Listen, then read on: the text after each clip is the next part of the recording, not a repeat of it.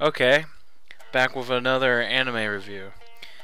This one is much better than the last one I did. I know the Cowboy Bebop wasn't as good, but this one, whew, when when Toonami was put it up on air on Cartoon Network or Adult Swim or whatever, um, about Samurai 7.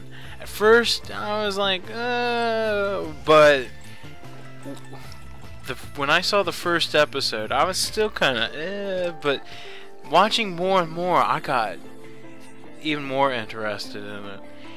And by far, it's probably made it into my top 10 favorite animes.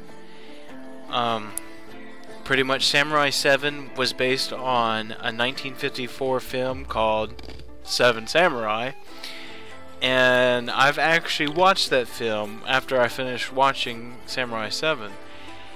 For a black and white movie, it's actually pretty good, and it tells the story very well. And I see where, they got their ideas and how they kept it really good, staying the same with the movie. Pretty much, Samurai 7, this is coming from the wiki, is about. It tells the story of the village named Kana. Every year during the harvest, a group of bandits come and steal away almost all of the rice that had been harvested that year. Not only that, the bandits are becoming more demanding, now taking women and children in addition to rice. After finding several samurai and having a few encounters with the local government, the villagers return to Kana to prepare defenses against the bandits. The story is more than about a small village, because after successfully defeating the bandits, the samurai then launch an attack upon the capital and to defeat a power-hungry ruler who has recently risen to power as emperor. But pretty much what they're saying, because this village is being terrorized, few villagers,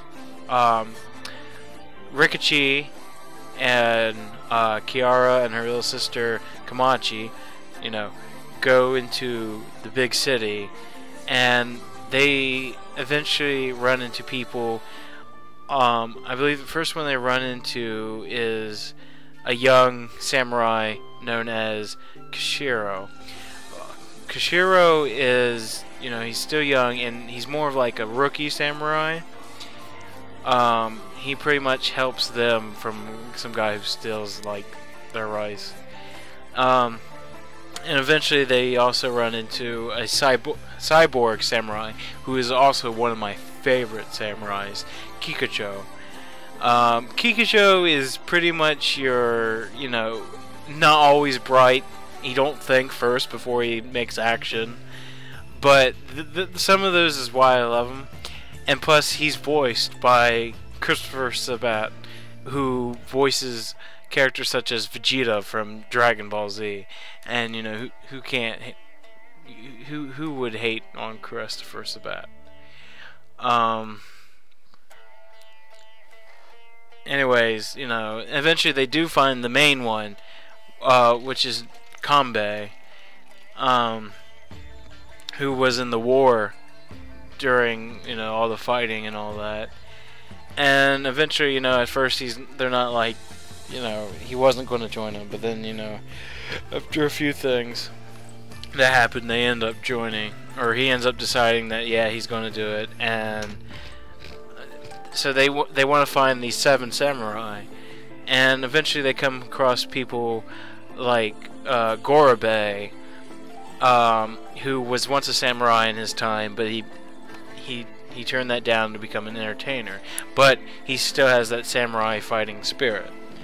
And eventually they come into contact with Hayachi. He doesn't really do much with the samurai fighting. He's not one of the violent types.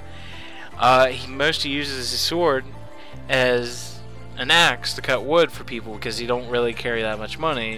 He does things like chopping wood as payment for like food or drink or stuff. And eventually they end up having to leave, the government, big city or whatever. And Kanbei ends up finding his good friend who helped him in the army. His name is really hard to say, so forgive me. I believe it's Shirochi, or I don't know.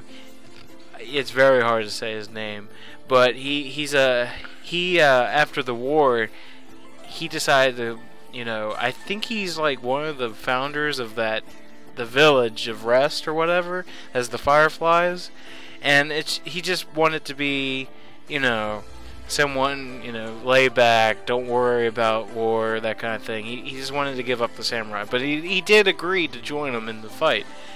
And then they eventually have Kirizo, who does double blades for his swords. He's more of the silent type, but he's a hell of a fighter. And eventually, Kanbei will accept both Kishiro and Kikujo into the group, making all 7.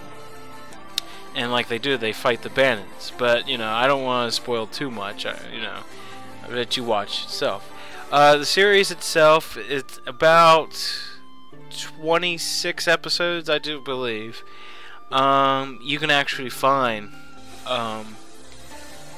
in like probably Best Buy or your local store that might sell really good anime. You can find the whole series on, surprisingly enough, 7 DVDs. Ha ha ha. Other than that, like I said, this is very good anime. I'd recommend it. I would even recommend watching.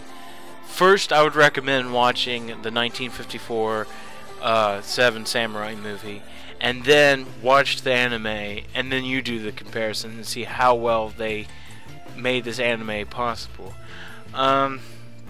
I don't watch too much stuff with samurais or ninjas, that kind of thing. It's more like fist on fist fighting action. But after watching Samurai 7, I gave other shows, chances and whatnot. They, like, pretty much other than that, there's not too much. Like I said, go watch it yourself. It's not on Toonami anymore, but like I said, you could find it at your local, store like Best Buy. But other than that, there's not too much left I gotta say. Rating for this, I'd probably give it a good 4 out of 5. And that's about all I gotta say. So into the next anime review, I'll chat with you guys later.